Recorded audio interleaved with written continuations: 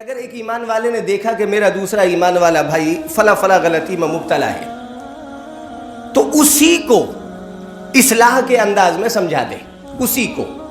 اس کی تشہیر نہ کرے، اس کو ذلیل نہ کرے، اس کو رسوا نہ کرے۔ ہمارے یہاں جب دین کے اعتبار سے کچھ ہم دینی کام میں آگے بڑھ جاتے ہیں تو ہم گویا کہ ایک داروغہ کی حیثیت اختیار کر لیتے ہیں، یا اللہ نے کسی چیز سے نواز دیا تو ہم ایک پکڑ کرنے والے بن جاتے ہیں کہ فلاں نے ایسا کیا تو ایسا کیوں۔